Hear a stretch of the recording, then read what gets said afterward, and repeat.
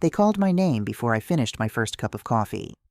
"Director Carter, we need you in 12A right now." The junior compliance analyst hovered in my doorway with a stack of printouts clutched so tight his fingers were the same color as the paper. His tie was crooked. His breathing was shallow. He looked like a kid who had just pulled the fire alarm and was waiting to find out if the building would actually burn down. I set my mug down, deliberately, because that was the only way to stop myself from telling him to breathe. "Walk," I said, standing. "Do not run. People notice when you run." He nodded too fast and turned to lead the way. I followed at an even pace down the hallway, past glass offices full of people pretending they were not watching us. Vantage Global Holdings loved glass.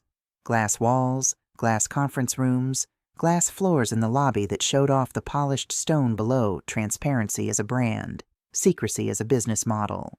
12A was already full when we walked in.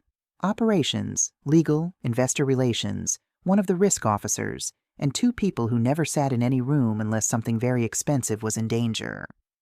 On the main screen, an email glowed. Subject line, Preliminary Consolidation Scenario Matrix. Sent from Strategy Sandbox, an internal address that should never send anything to more than 3 people at a time. Recipient list, more than 80 addresses, all senior, all sensitive. A few of the names were very wrong. "Tell me this is a simulation," I said. No one answered. My eyes slid down to the attachment descriptions.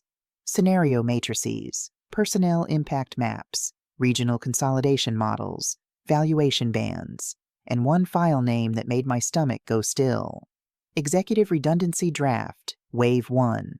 The junior analyst whispered, "We ran a staging push, and the distribution group defaulted to the full partner list, and then someone hit send and the system did not stop it, and enough," I said. He swallowed so hard I could hear it. I stepped closer to the screen and skimmed the body of the email internal working draft. For discussion only. Do not distribute. Auto-signature with the firm-wide disclaimer that meant nothing in front of a hungry journalist. "Who sent it?" I asked. "Systems shows Eliza from Strategy," someone said from the far side of the table. "But the templates are yours." Of course they were. 8 years earlier, Darius Lawson, the chief executive, had hired me to be whatever word made his biggest problems vanish. My title said Senior Director of Risk Architecture. My actual job was to make sure that careless moments like this never saw daylight. "Has anyone outside opened the attachments?" I asked. The risk officer shook his head. "We flagged 4 external addresses, 2 in private equity, 1 at a regulatory agency, 1 at a family office. None have read receipts yet, but that does not mean they did not download." "Fine," I said. "Here is what we are going to do." I did not raise my voice. I did not pace. I simply gave them a recipe. First, recall the email for all internal recipients and lock the thread. Use the compliance override. Second, route a purge request to messaging systems with high priority. Third, shut down external access to all 4 attachments at the drive level and invalidate the share tokens. Fourth, send a follow-up in my name within 10 minutes, calling it an automated stress test of our contingency drills. Include a quiz link. People love to prove they are paying attention. Investor relations frowned. And the external addresses. "We send them a separate note from legal," I said. "We say the email was part of a resilience exercise. We thank them for flagging it if they reply. We log every click, every forward, every device that touches those files. And we do it fast, because somewhere a junior assistant is staring at that subject line right now and wondering if they want to know what is inside." I could feel the room breathing again. "Move," I said. "You have 9 minutes before someone gets curious." They scattered. Screens flashed. Phones lit up. The junior analyst still looked pale, but his hands had stopped shaking as he hurried back to his desk. By 9:27, the recall had gone through. The tokens were dead. 3 of the 4 external recipients had not opened anything yet. The 4th had, but only long enough for the attachments to register as downloaded and then discarded. "Pull his machine profile," I told the risk officer. "If he talks, I want his browsing history before he remembers the word anonymous." He nodded and left. The chief financial officer passed me in the hallway on the way back to my office. "Another fire out," he said with a thin smile. "You are a wonder, Monique." I smiled back because he expected me to. It was technically just a Tuesday. I closed my office door, finally sat down, and pulled my calendar up on screen. I liked to look at the week as a shape, blocks of color that showed where my hours belonged. It was like reading an EKG of someone else's heartbeat. That was when the line skipped. My weekly session with Darius was gone. For 8 years, every Monday at 8:30, there it sat. MC/DL Weekly Private. Not forwardable. No attendees except the two of us. I had attended that meeting in hotel lobbies overseas, in quiet corners of airport lounges, in the back seat of black cars while traffic inched along the river. It had been on my calendar through acquisitions, through crises, through the birth of his grandchild, through my father's funeral. Now it was simply not there. No cancel notification, no reschedule, no polite message from his assistant, just a gap where that pulse used to be. I scrolled back 3 months. Every session remained in the past. I scrolled forward 3 weeks. Nothing. A thin, cold line of attention sharpened behind my eyes. I opened the invite for Thursday governance pipeline. Every week since the consolidation, that meeting had been my arena. My slides, my models, my contingencies. The series was still there. My name was not. The system did not say declined. It did not say tentative. It did not show me grayed out.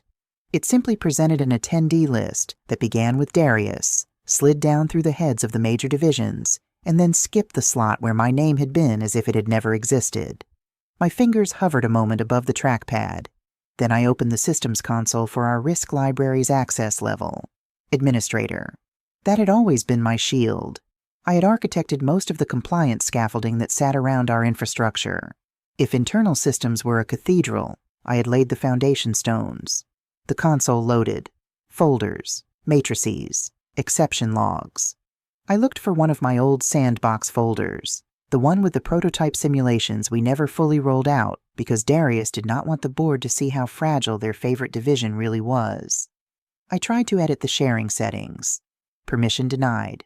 My access had been downgraded to view only on that directory. I checked 2 more folders, one under legal risk, one under contingency structures. Same thing. Silent demotion. The changes had been made during the window when I was in 12A, performing that little miracle for them. I sat back. I have never been the sort of person who spirals. Fear is messy. Panic burns oxygen. What I do instead is nothing, at least from the outside inside. Every sense narrows. The world goes very precise. This felt like the first tremor before a planned demolition. There are loud exits, and there are quiet ones. The loud kind uses security guards and cardboard boxes. Someone ends up on social media, usually with blurred faces and dramatic captions. People tell that story for a week and then forget it. The quiet kind begins with access permissions. I stared at the screen until the reflection of my own face in the glass overlaid the console. Calm. Neutral.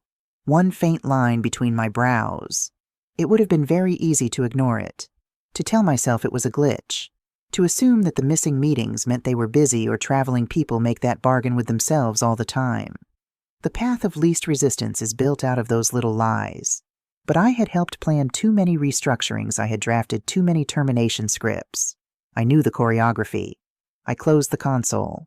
I left the office at 3 that day. No one said anything as I slid my laptop into my bag and put on my coat. A few heads turned.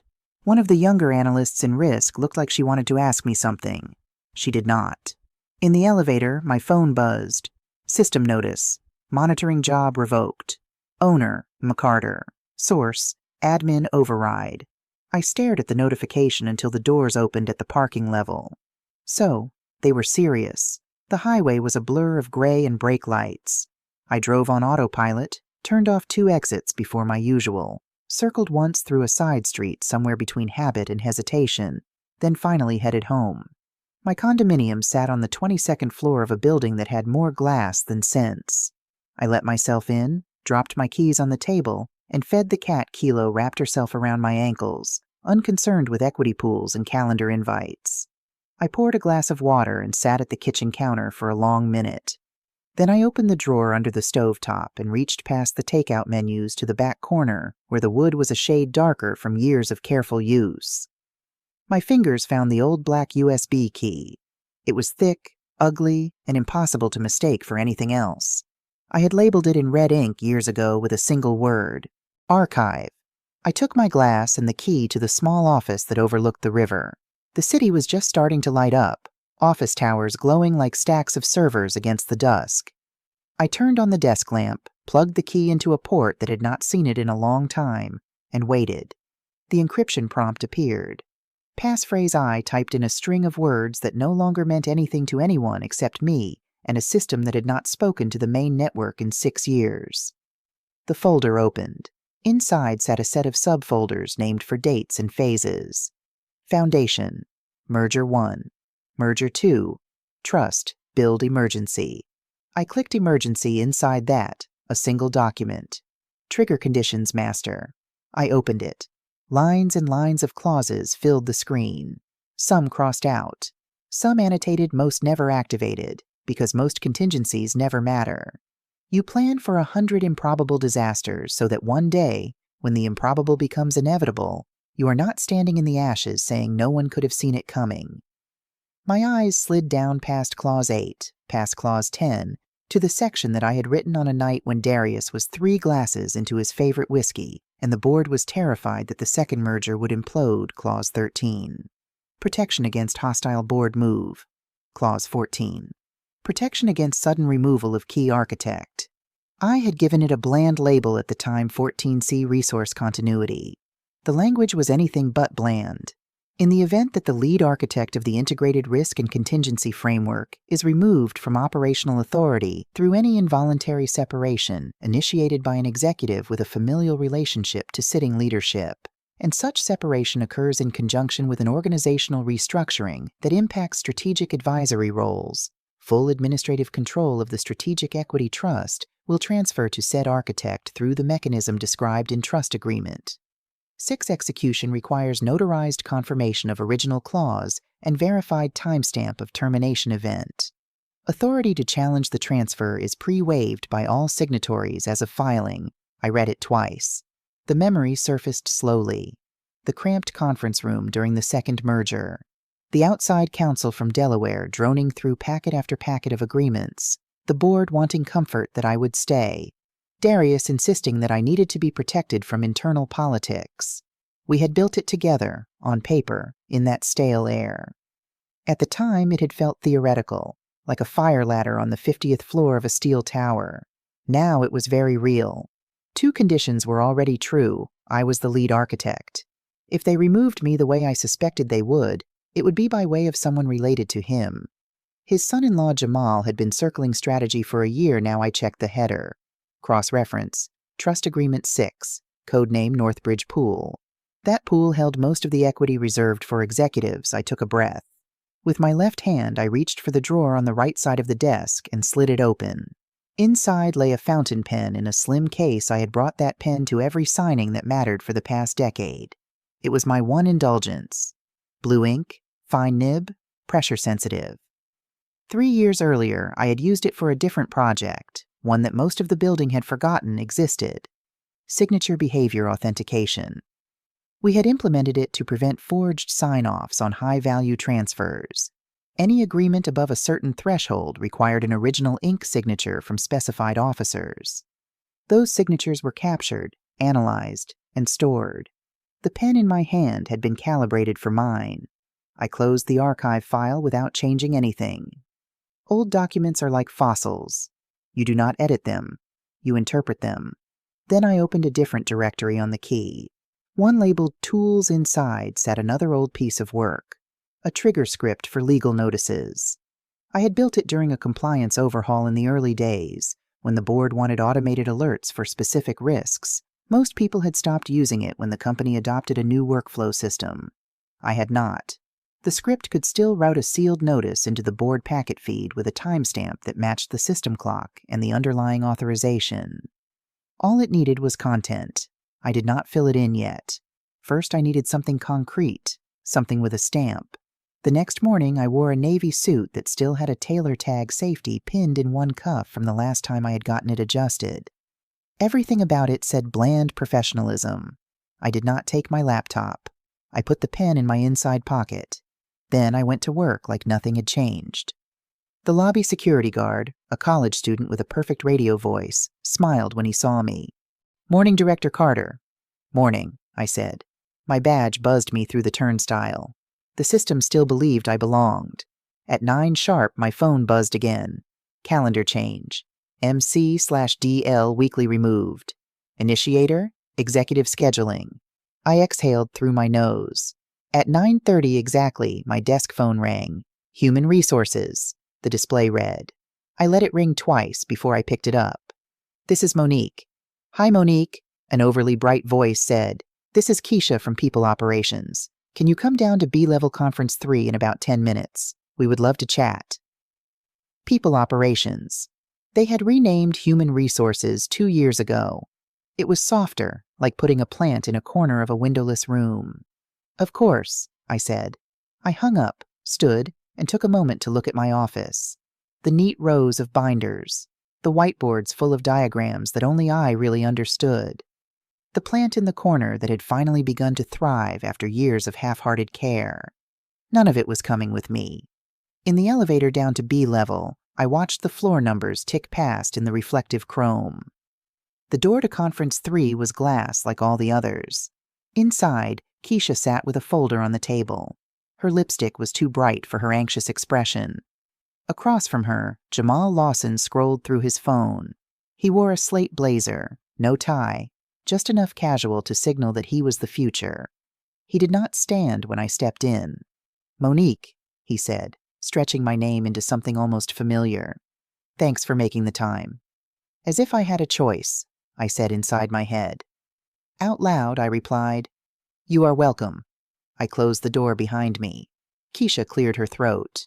"We will keep this brief," she said, reading directly from the folder. "As you know, we are reviewing our organizational design in light of our long-range vision. After careful evaluation of our leadership structure, we have decided to eliminate the role of Senior Director of Risk Architecture, effective as of yesterday end of business." She winced slightly as she read the last part. Effective as of yesterday. Retroactive termination. My spine did not move, but something inside me clicked into alignment. Jamal looked up from his phone at last. "To put it in plain words," he said, laying on the practiced empathy, "your position no longer exists. This is part of a broader modernization of our approach. It is not a reflection of your performance, which has been outstanding." I looked at him. He had joined the company 3 years ago with a shiny biography full of venture internships and media quotes. He had married Darius' daughter before that. His mentorship journey included exactly 0 years of cleaning up the consequences of his decisions. In another life, I might have found him amusing. "Your separation packet outlines the details," Keisha went on. She slid the folder across the table. "This includes severance, benefits continuation, and a mutual non-disparagement commitment. We have already deactivated your laptop access and removed your credentials from our internal messaging systems, purely for security. Someone will pack up your personal items for you." I let the silence sit for a moment. "So you are terminating my employment," I said. She nodded. "Yes." "As of yesterday," I said. "Correct," Jamal cut in. "We filed the paperwork with Legal and Governance last night. We wanted to speak with you first thing today, but we had to finalize everything." "Our decision is final," Keisha added, as if that would prevent appeal. I opened the folder. There it all was. The bland type, the legal references, the signature lines for me at the bottom, acknowledgement of separation, non-competition covenant, confidentiality reinforcement. I skimmed each page without really reading. I knew this script. I had written versions of it for other people. "I will sign the acknowledgement," I said. Keisha exhaled in visible relief. "The rest requires review," I continued. Jamal frowned. "The package is very generous, Monique." "I do not doubt it," I said. "That does not make my signature automatic." I removed the fountain pen from my pocket and uncapped it. Keisha blinked. "We have pens," she said, half rising. "I have my own," I replied. I signed exactly once, on the line that confirmed that they had informed me, not on the non-compete, not on the mutual silence. The ink flowed smooth and dark. The pressure curve traveled through the nib, into the paper, and silently up into the authentication system that still believed I was authorized to use that pen for official acts. I replaced the cap and slid the pen back into my pocket. When should I expect final pay? I asked. End of this cycle, Keisha said. 2 weeks severance will follow within 10 business days. And my health coverage, I asked. Ends at the close of the month. Details are in the packet. Thank you, I said. Jamal looked puzzled. You are taking this very calmly. Anything else would have delighted him. I spent 8 years building mechanisms to keep this place out of trouble, I said. Nothing about this feels surprising. He shifted in his seat, suddenly less sure of himself. Security will escort you upstairs in case you need your bag, Keisha said. No need, I replied. My bag is already with me. I stood. Director Carter, Jamal began, like he wanted to turn this into a feedback session. Monique, I corrected him. He blinked. Good luck with your modernization, I said. You are going to need it. I left before they could say anything else. In the hallway, a guard waited with his hands clasped politely in front of him. He was my height, compact, with kind eyes that did not quite know where to rest. Ms. Carter, he said, I'm supposed to walk you to the lobby.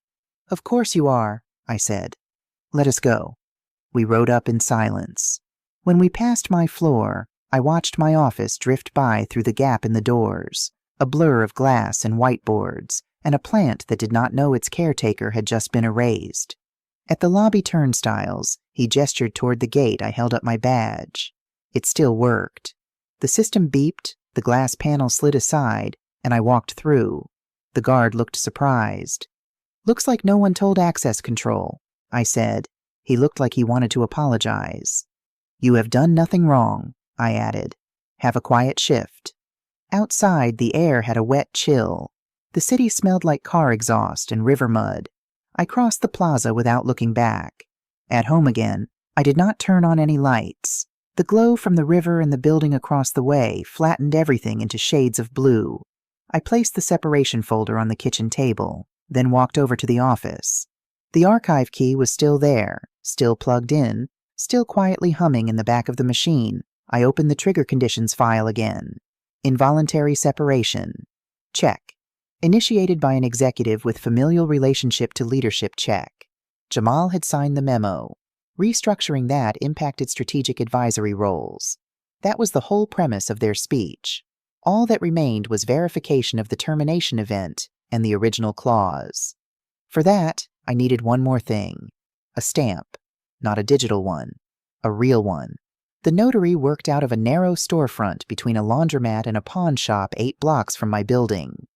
The glass door said, Jackson Services in flaking gold letters.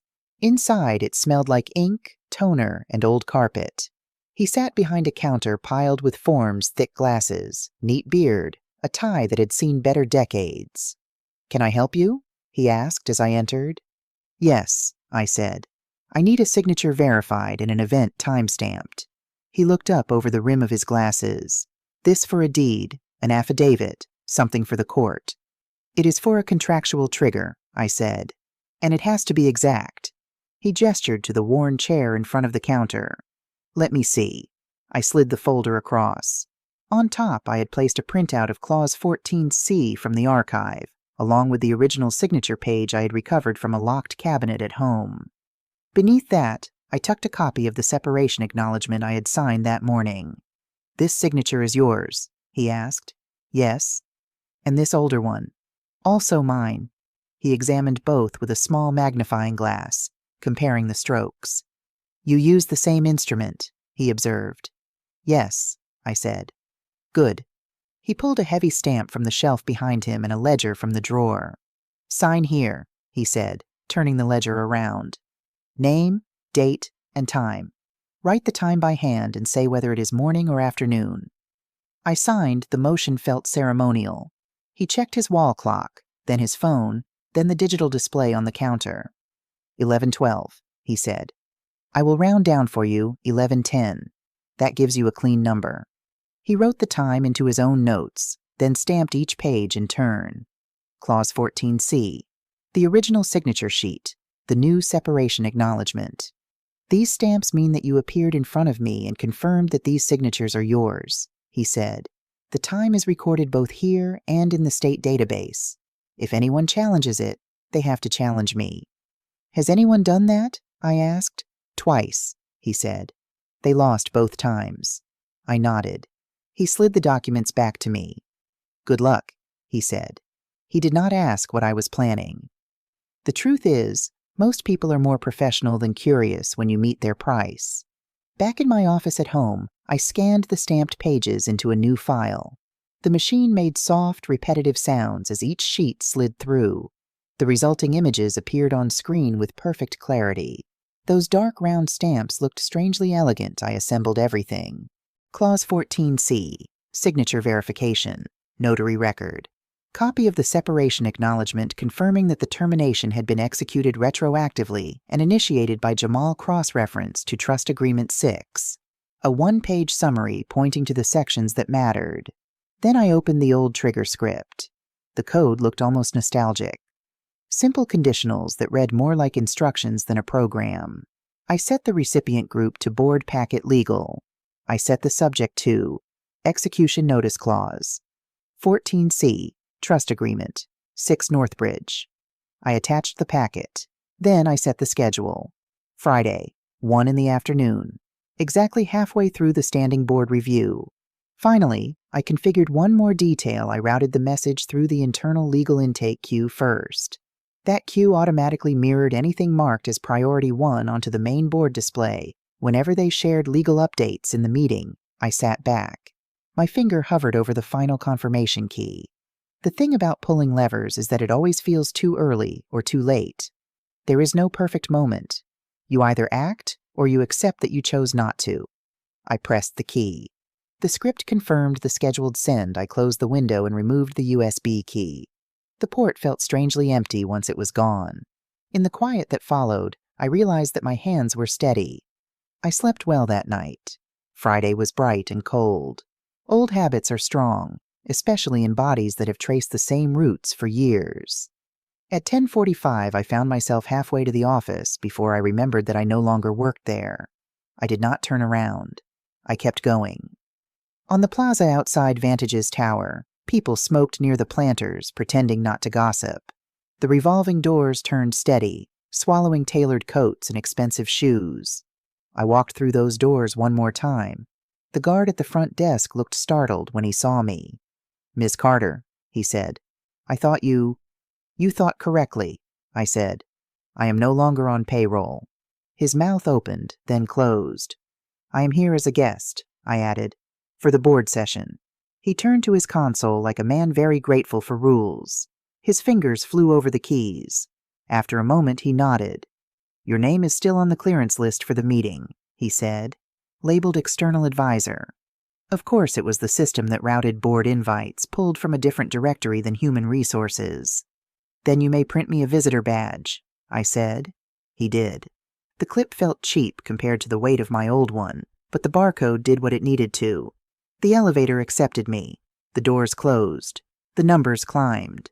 On the 17th floor, a receptionist in a soft blazer blinked when I approached.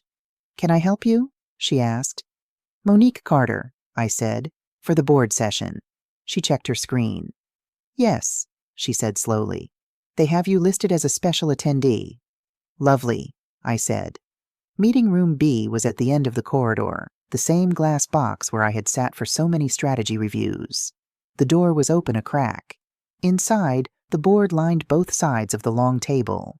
The chief financial officer sat near the center with a stack of paper in front of him. Jamal stood near the wall screen, laptop connected, first slide ready. Darius sat at the head of the table, gray hair immaculate, tie knotted with care that never extended to reading his own paperwork. Conversations died down when I stepped in. I could feel their eyes on me. Darius spoke first. Monique, he said, I was told you had concluded your time here. I have, I said. However, I am still relevant to certain matters. The general counsel, a tall man named Brooks who lived on black coffee and antacids, shifted in his chair. "She is on the invite, Darius," he said quietly, "under the trust documentation review." That was the first hint that the script had already begun to run. "Fine," Darius muttered, waving a hand. "Sit then. We have a lot to get through." I took my usual chair on the left side, 3 seats from the head, across from the financial officer. The familiarity of the position felt almost surreal. Jamal cleared his throat. "As I was saying," he began, pointing his remote at the screen, "our modernization initiative will allow us to simplify reporting lines and unlock value. We will realign strategy with product verticals, which means that our historical risk architecture roles will be absorbed into more agile pods." He spoke in polished phrases that did not quite hide the thinness under the surface. The board members nodded at the appropriate places. Some checked their phones under the table. On the far side, Brooks had his tablet flat in front of him. The legal intake queue blinked in one corner. I could see the indicator light, waiting for its turn. My watch read 12:59. Jamal clicked to a slide full of flowcharts. They might as well have been abstract art for all the board cared. As he moved his laser pointer over colored boxes, the light on Brooks' tablet shifted from idle to active. A small notification slid into view. Priority 1, Execution Notice Clause. 14C, Trust Agreement, 6 Northbridge. He frowned, tapped it, and then his entire posture changed. He straightened, his gaze sharpened. The muscles along his jaw tightened. "One moment," he said, cutting across Jamal mid-sentence. Jamal lowered the remote. Startled Brooks mirrored the notification to the main screen with a quick gesture. The flowcharts vanished. In their place, a sealed legal notice appeared, stamped with the firm internal header. On the envelope icon, my initials sat in the prepared by line. My name had not appeared on that screen in weeks. The subject line glowed. Execution Notice Clause 14, C Trust Agreement, 6 Northbridge.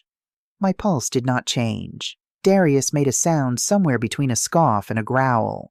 "Brooks, what is this?" he demanded. "A legally binding notice routed through our automated trigger system," Brooks said.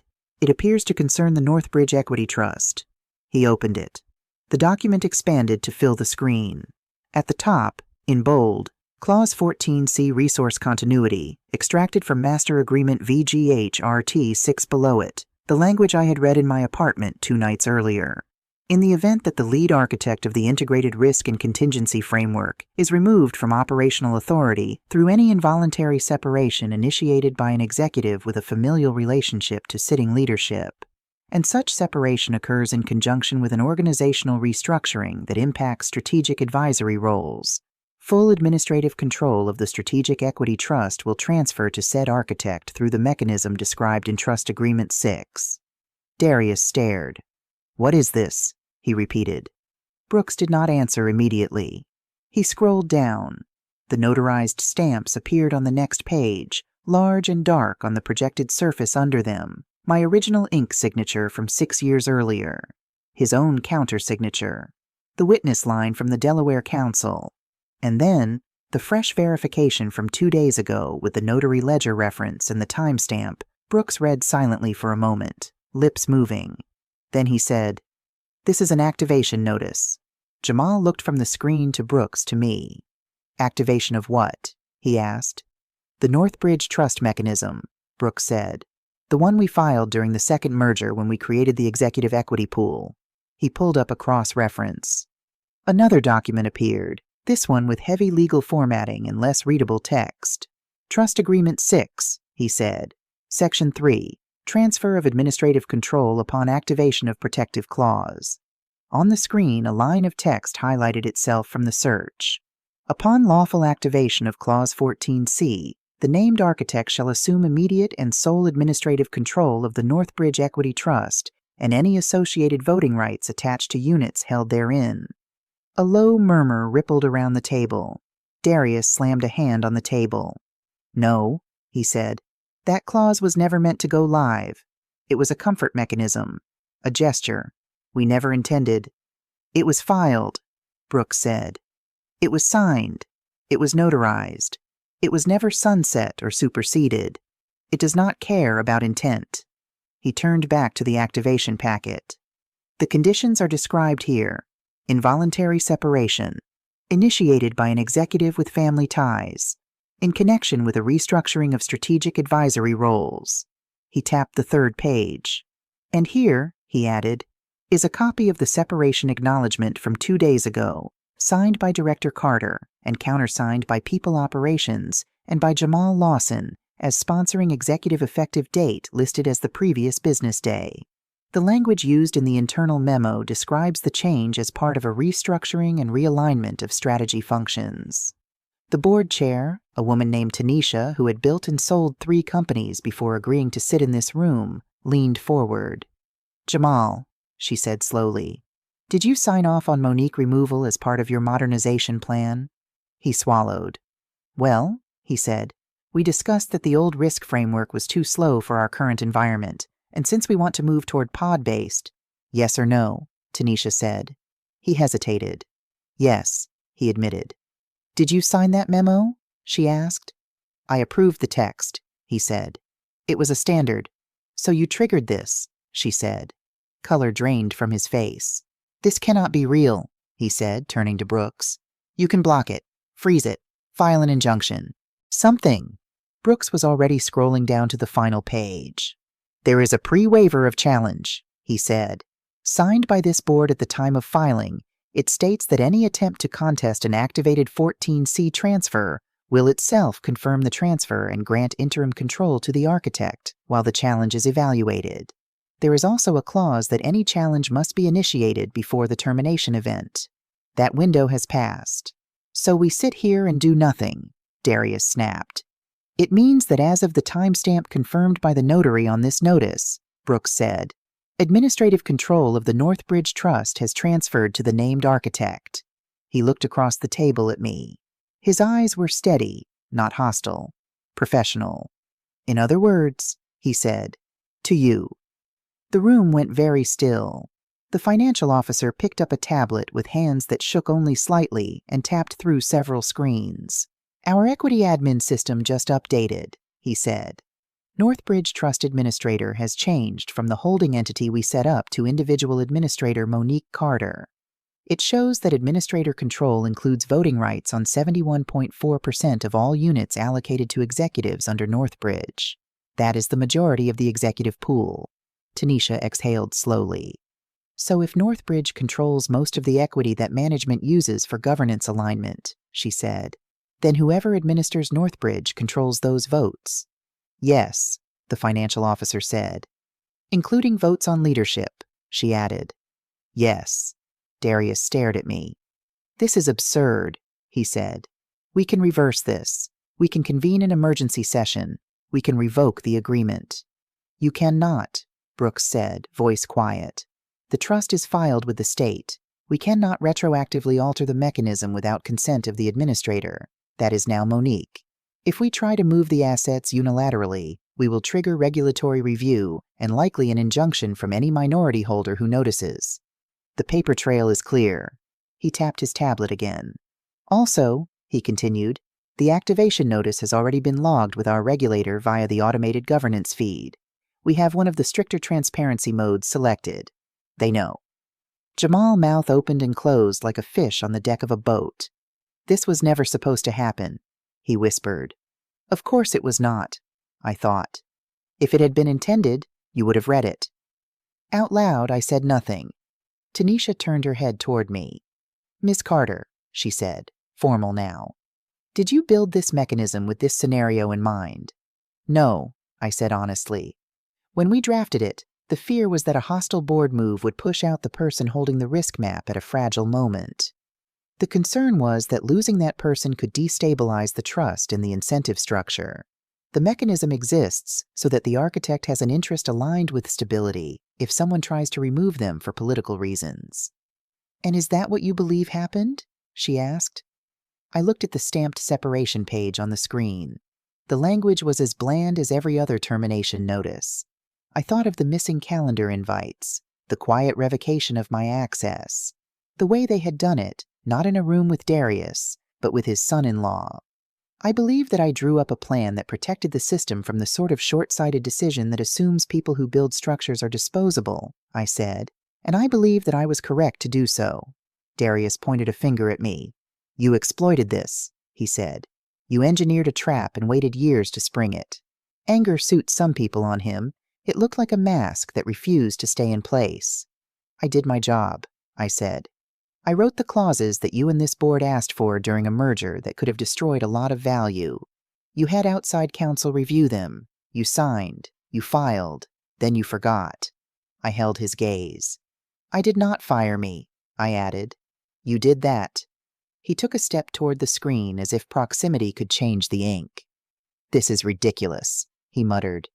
We can buy you out. We will negotiate. You waive this, and we give you a very comfortable exit. You do not want the headache of governance. You like building systems, not sitting in these meetings. There it was. The assumption that my ceiling was whatever he imagined it to be. This is not about comfort, I said. It never has been. Tanisha interlaced her fingers on the table. Monique, she said, what do you want? The question hung there. I could feel every pair of eyes on me.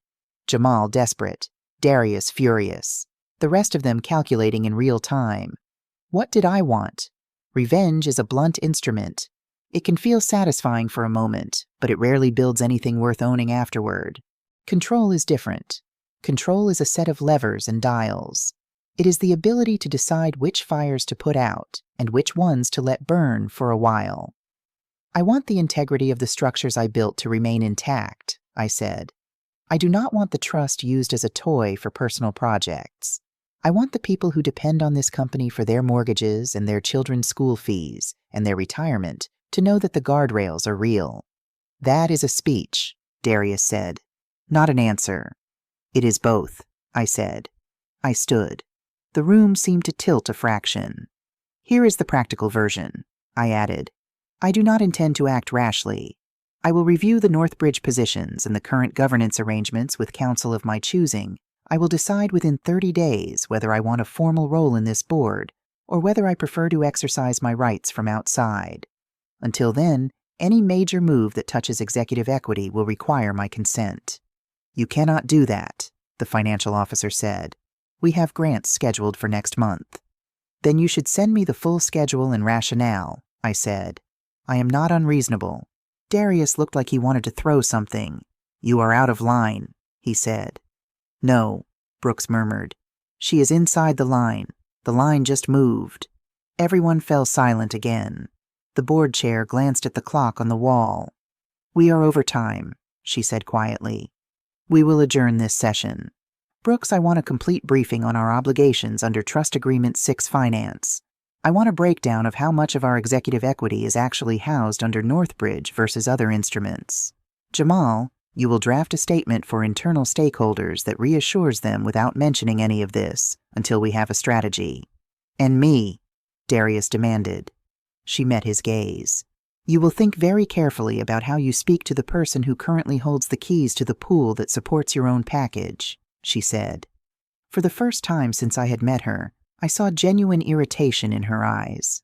The meeting dissolved with less noise than most lunch breaks. People rose slowly, still reading documents on their screens. The air felt thick. I picked up my visitor badge, unhooked it from my jacket, and placed it on the table. My old permanent badge was still in my bag, its black strap curled in on itself. I set that down beside the visitor tag. 2 rectangles, one past one very recent. I turned them so that my name faced Jamal. He stared at them, then at me. Monique, he began, voice low. We can talk about this. We are not enemies.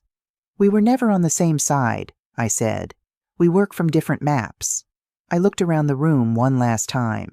The glass walls, the polished table, the projection screen that still showed a faint ghost image of Claw's text. You said on Wednesday that my job no longer exists, I added. You were wrong. I did not wait for his reply. I walked out. In the hallway, the receptionist half rose from her chair. Is everything all right? She asked in a whisper. Everything is as it should be, I said. The elevator arrived with a soft chime. The ride down felt longer than the ride up. Outside, The cold air had edged toward sharper. The plaza was emptier. A few people hurried past with their heads down, collars raised against the wind. I tucked my hands into my pockets and started walking. After half a block, my phone buzzed. New email. Subject, Northbridge Trust Administrative Credentials. From Equity Admin System. I opened it. Welcome, Administrator Carter, it began. Your credentials for Northbridge Trust have been updated. Please review the attached documentation regarding your rights and obligations. For security, do not forward this message. I laughed once, softly. The city around me hummed with its usual noise. Honking horns, footsteps, fragments of conversation. None of them knew that a little cluster of text in a digital file had just shifted the power structure inside a glass tower near the river. They did not need to know. Power rarely announces itself with trumpets. More often it moves quietly, in footnotes and signatures and clauses no one remembers until a woman who was supposed to disappear decides to read them again. At home, Kilo greeted me with the same indifference she always reserved for my professional dramas. I picked her up, buried my face in her fur for a moment, and let out a breath I had been holding for 2 days. Then I set her down, made coffee, and sat at the kitchen table. People like stories with explosions, with shouting, slamming doors, dramatic declarations. They think that is what victory looks like. Most of the victories that matter are quieter. They look like a line in a contract that someone almost deleted but did not.